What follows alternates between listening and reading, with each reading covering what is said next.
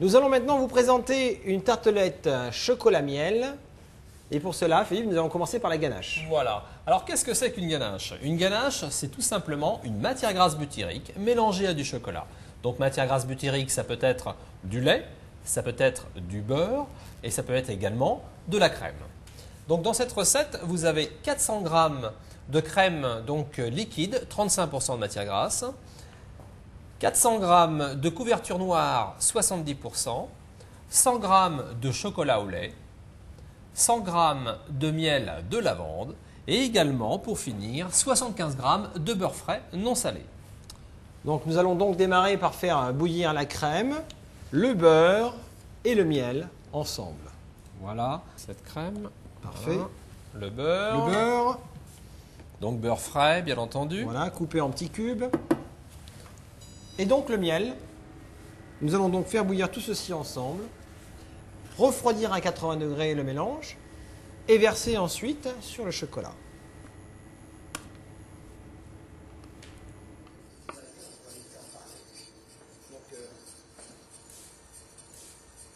La crème vient de bouillir, donc maintenant on va tout simplement prendre la température de la crème pour avoir donc une température environ de 80 degrés, environ 175 Fahrenheit.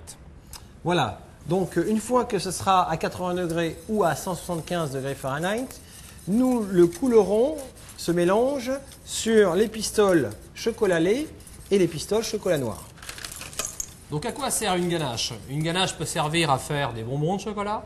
Elle peut servir également à faire tout simplement des tartelettes et également souvent des remasquages de gâteaux, de pâtisseries que nous voyons régulièrement, donc un peu partout dans le monde. L'avantage de cette ganache, c'est qu'à l'intérieur il y a du miel et le miel va donner une consistance fondante à la ganache. Voilà, on arrive donc à 175 degrés.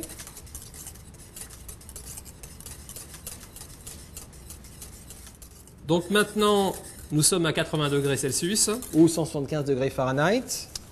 On va verser directement donc le liquide sur le chocolat et nous allons immerger le chocolat comme ceci et le laisser tout simplement pendant environ 2-3 minutes avant de mélanger.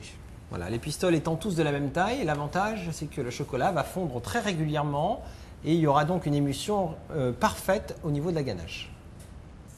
Nous allons maintenant mélanger la ganache, le chocolat doit être fondu et nous allons faire une émulsion, n'est-ce pas? Voilà. À peu près comme une mayonnaise, on peut comparer ça peut-être à une mayonnaise. Tout à fait. L'avantage, c'est que dans cette préparation, vous avez du chocolat au lait et du chocolat noir. Donc le chocolat au lait va vous permettre d'avoir une belle rondeur au niveau de la ganache et de faire ressortir vraiment le goût du miel. C'est extrêmement important. Donc là, on voit bien une liaison qui prend au centre, voilà. Effectivement. Alors on se permet de mélanger la ganache avec un fouet parce qu'elle est chaude encore.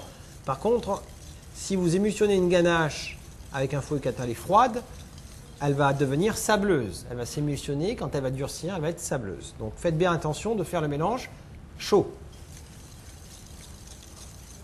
Donc voilà, une fois que l'émulsion est correctement faite,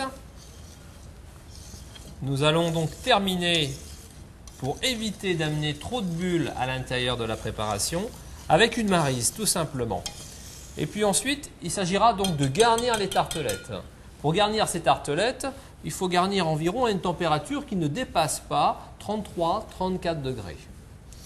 En règle générale, quand on verse à 80 degrés le liquide, crème, lait ou autre, sur du chocolat, nous finissons en général après le mélange environ à 33-35 degrés maximum. Donc là, nous allons prendre une poche. Voilà, vous voyez, le mélange est bien brillant. La consistance est parfaite. Nous allons donc couler dans la poche. Je vais prendre la maryse comme ceci. Voilà. On voit une très belle densité. Voilà. Qui va nous permettre d'avoir des tartelettes bien régulières et surtout qui s'aplanissent bien au moment où vous garnissez. Alors les fonds de pâte sablée peuvent être isolés avec un tout petit peu de beurre de cacao si c'est nécessaire pour éviter que le transfert d'humidité se fasse de la ganache à la pâte sablée. Voilà, comme ceci, avec un petit geste rapide, vous enlevez la douille directement de la ganache pour passer directement au fond de pâte sablée qui se trouve à côté. Alors vous voyez que la consistance de la ganache est parfaite.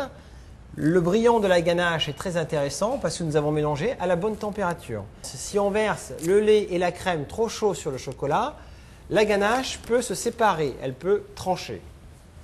On tapote légèrement pour aplanir la préparation. Voilà. Et ensuite, libre à vous de terminer ces tartelettes soit avec une feuille d'or ou avec un décor en chocolat qui permettra de faire, on en est sûr, une belle tarte au chocolat.